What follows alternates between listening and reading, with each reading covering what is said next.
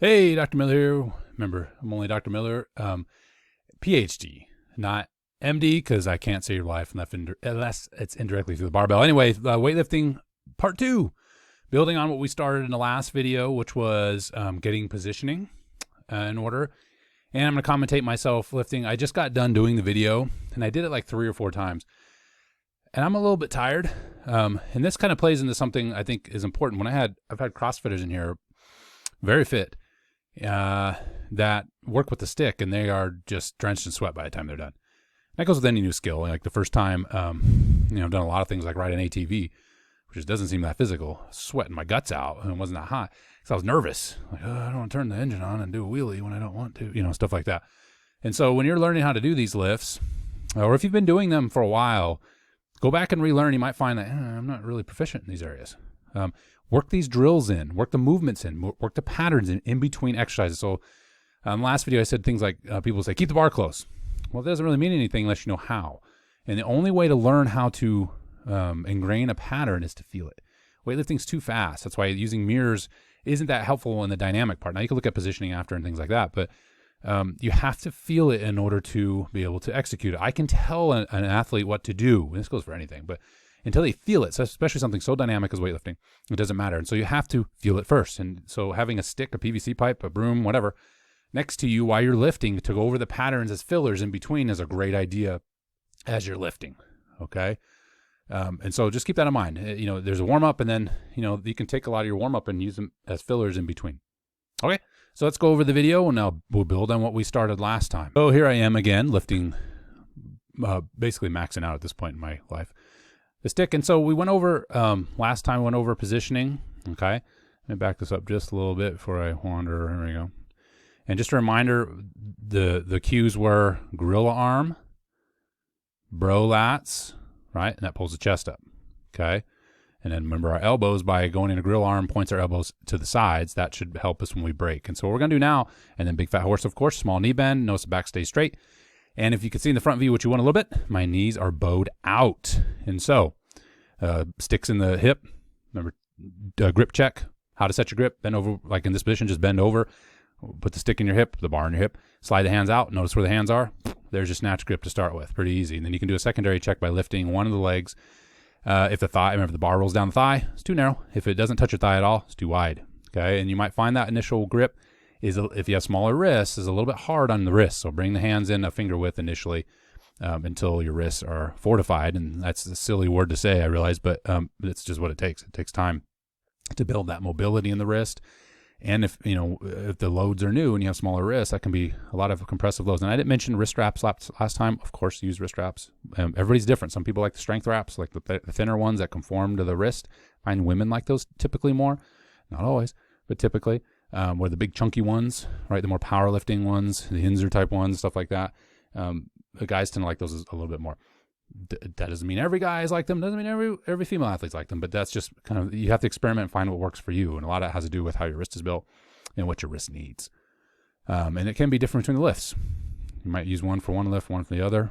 You got to play around with that a little bit. Thankfully, wrist wraps are not that expensive. Okay. So next thing, weights in the back of the foot here. Lifting in Hey Dudes, which is always recommended when you do weightlifting. Extension into pull. Now, this is pretty simple. We're getting what a lot of people like to call the triple extension, which is not really true. It's one flexion. Sorry, I got my video here, but extension through the knee, through the hip, and this is going to be important. I always joke Michael Jackson was a weightlifter. We want more thriller, so more thriller video. If you don't know what I'm talking about, go watch the videos. And less Billie Jean. Right? So a lot of times we rush to the pull and we get more of a Billie Jean pull where the knees are still poked out and it looks more like this, right? Where a thriller looks more like that. Eventually elbows will break, and I'll probably go back to that in a little bit. So think of Michael Jackson. Thriller, get nice and tall, extended through. Now, what's important here is the shrug. Notice my shoulders are behind my earlobes here. Everybody's gonna be a little different how much travel you get when you do this, but it's important that the shrug doesn't go forward, right? We don't shrug forward, or even just going like shrug, I don't know. It can be problematic. You have to shrug out of that bro lat. You want those shoulder blades to go straight up, because if you shrug forward in any way, if you let your shoulder blades go in any way, that bar is going to come out. Remember, the whole point here is keep the bar close. Okay, so when we shrug, we have to shrug up, out of that bro lat position, not just a regular kind of lazy shrug. And people do pulls a lot of times, right? You just kind of flip the bar away real lazily. Okay, it's got to be a precise, that lat engaged. It's not a pull back either. It's straight up, but with the lat set. All right, and then I'm gonna do, no, it's fine. One thing I'd like to do is balance, and I'll do it out of a high pull, is balance check. So can you hold that up on the toe, right? So notice I started right, do a little backwards, right? So always check and balance. It's nice to do just a 5-second hold every once in a while. Are you on balance? And then I'm gonna do it from the front here. Notice my wonky foot. Not recommended to have a wonky foot. That's from rolling your ankle 3 or 4 times when you play college football, and then you walk on the side of your hey dudes. Okay, so just ignore some of my horrible foot position here. Do as I say, not as I do, right? That's always a good thing to live by. Okay, so I'm set here, and I'm shrugging, again, nice and tall through my wonky foot, all the way up through the shrug. Maybe that's why I never made these videos, because I know I'm such a, I don't move very well anymore. Maybe I never did.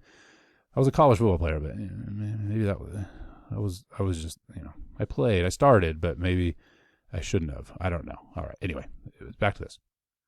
Okay, so I'm doing my pulls here. You can see in the front. You can see my foot. I didn't talk much about how wide a stance should be. You got to play around with this a little bit. Some people like the frog and all this other stuff. Roughly hip width to start with is a good place. And then as you get to the floor, you can start tinkering with it. And I'll explain that when we get to the floor. We're not going to get to the floor in this video. I didn't introduce this video, did I? This is, again, pulling all the way into below the knee. Probably should have started with that. Pulling a stand. Maybe that's why I never made the weightlifting videos, because I just can't organize my thoughts to below the knee position. So that's what we're doing here. We're building on our pull. Now I'm going to high pull, which you can't see very well. Darn it. All right. And all I'm doing now is showing you my gut, is breaking the elbow. And I think the front view, you'll be able to see this a little bit more. Notice that I still had my pull. Now this one was done on purpose. Let me back up. So here's one that's done properly. See how close the stick is to me here? I went through my shrug. And so as I shrug, the natural progression is my elbow breaks. If you have gorilla armed properly, the elbow will travel up. If you have gorilla armed poorly, the stick in this case will come out, which I will demonstrate here on this one. Notice how I'm exaggerating, obviously, but notice if my elbows are back, I'm going to swing the stick. If my elbows are back, I could even have my arms travel back this way.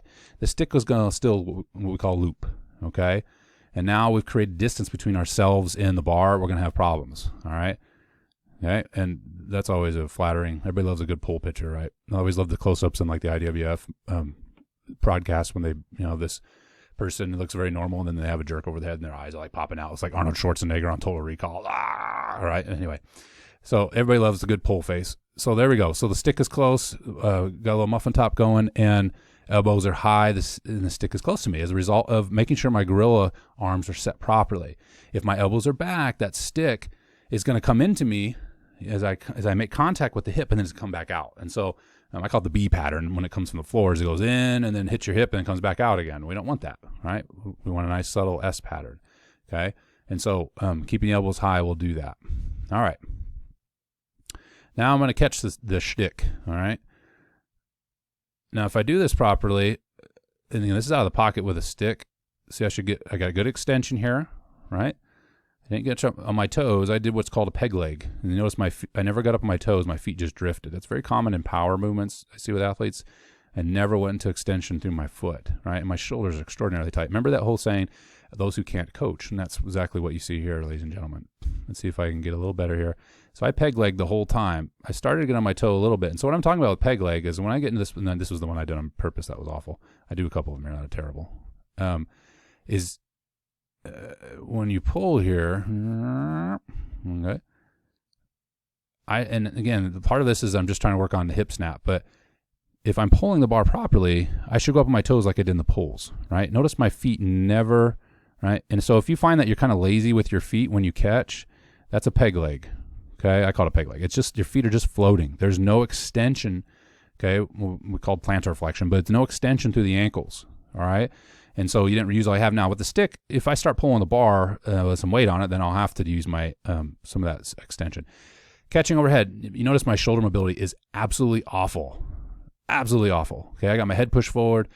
My elbows are not in good position. When we have the bar overhead, we want to be able to show off the inside of the elbow. Okay, show off the inside. Now, some people have hyperextended elbows. Those are kind of freaky, right? That's when you see some of these catastrophic elbow injuries. I've had athletes have had those type of elbows, and we can do a lot of wrist curls and try to build that musculature across the elbow, which is a great idea. But that still isn't a guarantee, okay? You got to be really careful with this. But you want to show the elbow off. You got to have the range of motion to do that. So this goes back into, if you want to be a good weightlifter, you're going to have to work on your mobility, especially if you're a master's athlete, you're my age. I've seen this in kids, too, that have really bad shoulder mobility. So doing things like, and I'll make maybe some videos on these, but a roll press. So you put a barbell on your back, snatch grip or clean. Snatch is a good place to start. And roll, and then press. Now, when you press, make sure you squeeze your abdominal muscles because it's easy to let the rib cage come up. And that, oh, look, I got the barbell where it goes. No, you didn't. You cheated.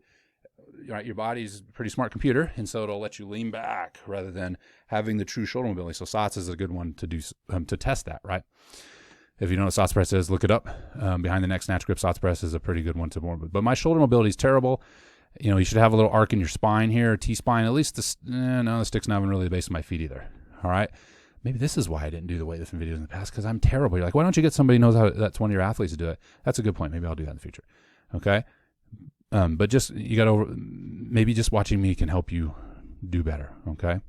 So this one, I swung the bar, and I also double clutch. See, I kind of, okay? And that can happen a lot as we start to put weight on the bar, is to have that stretch shortening cycle, that double clutch. Like I'm going to go down. I'm going to counter move first before I jump up, right?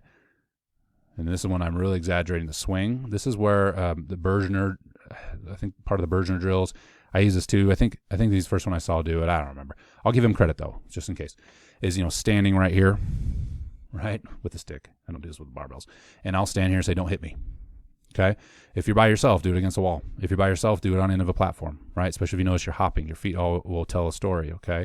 If you're hopping forward, you know that you're probably doing a hip thrust here. Okay, and notice how I hopped, right? I moved forward when I snatched the bar. Okay, and so if you have something in front of you, an external, right? And we have some, shout out to my lifters, Toyama, just call him Tosh. Built one of these just simple PVC pipe and a piece of wood, right? And so if you hit the PVC pipe, you did bad. Okay, but just something that will you're avoiding the loop. Again, this is like saying keep the bar close. Well, how do you do that? Well, you can have something external to you that forces you to bend the elbow, right? To shrug properly and then bend the elbow properly, okay? And I'm going to show you from the front. That's, look at me grimace. That shoulder mobility is just brutal. But notice how my elbows are back, okay? Because I don't have shoulder mobility. So I need to be able to, my wife makes fun of, she was a college softball pitcher, and so she's like, I'm trying to show my son how to play T-ball, and she's like, you have no external rotation. That's true. That is very true. It's years of whatever years do to you. Okay. And so, overhead, no, at least my grip is decently centered here.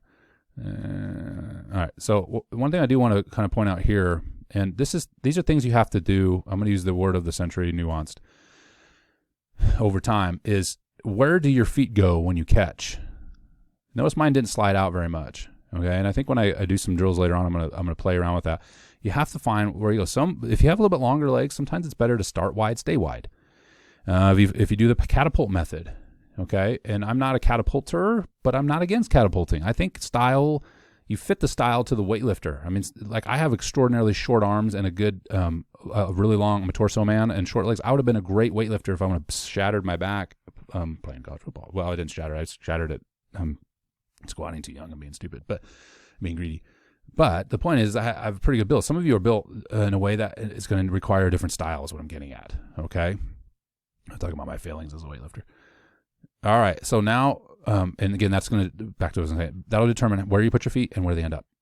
Okay, and we don't know if you're just starting out. Don't worry about it right now. If you're doing a lot of hangs and things like that, I mean, you'll start to feel it's comfortable. There are some things you don't want to do, right? Like in the start, you don't want your ankles outside your knees at any point, really, right? But like when I've seen people set up, like in a clean, and the barbell, right? Their arms are outside, but their the hands are even outside their knees, obviously.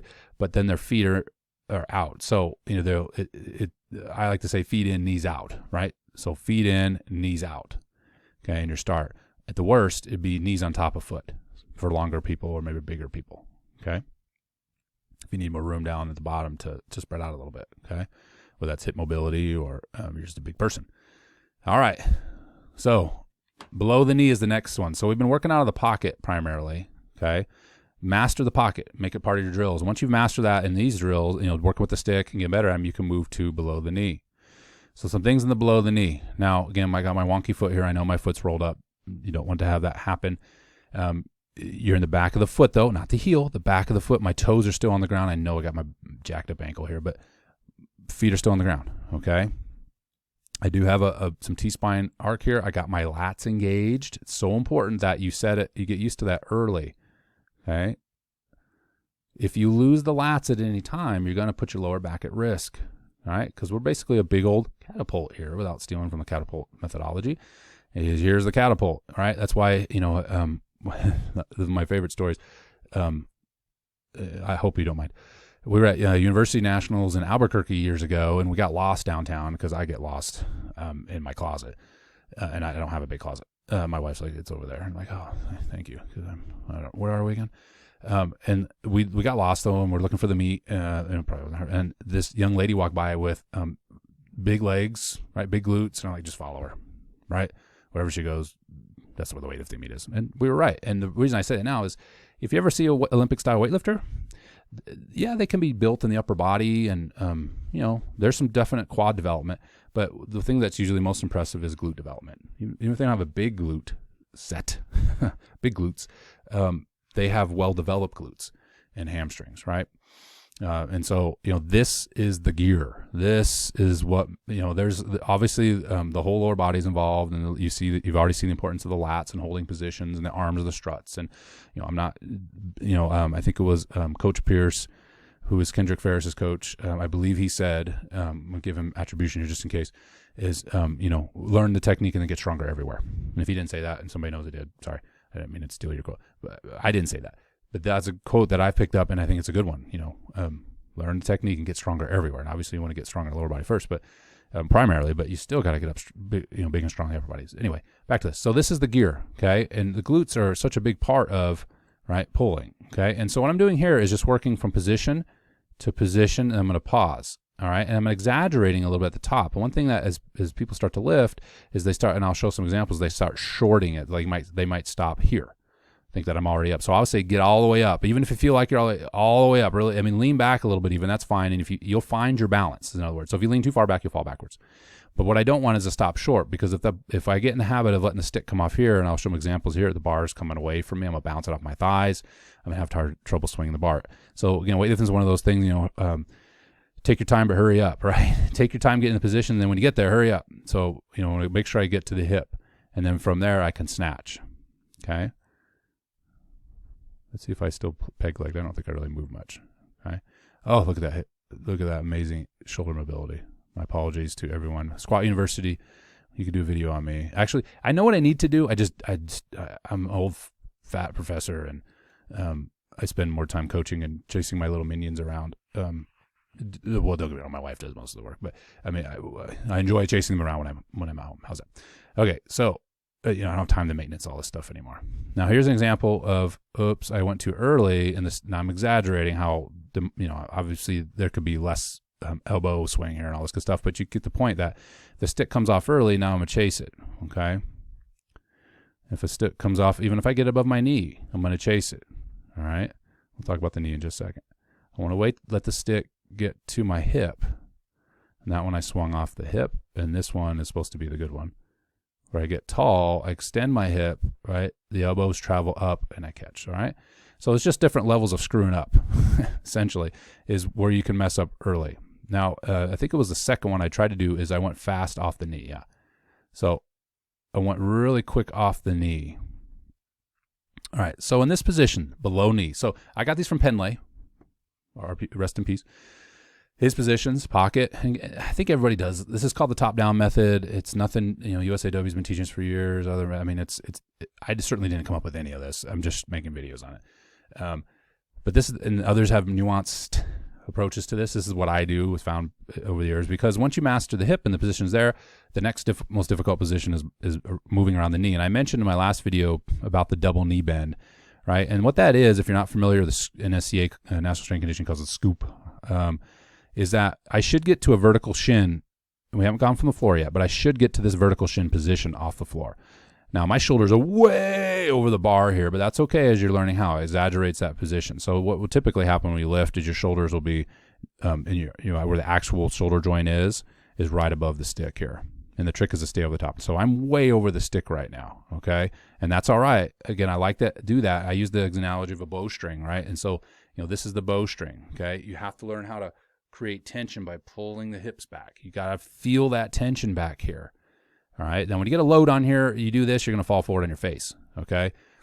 But when you're learning, this is a good idea to get that tension. Really force the hips out. If you're familiar with RDLs, hip hinge, all that good stuff, okay, force the hips out. Get a stretch on the glute and hamstring. Feel it. Feel the bowstring, get tension in it. If you sit down when you go over to the side here, so when you go over into the side position, and notice my knee angle never changes as I do this.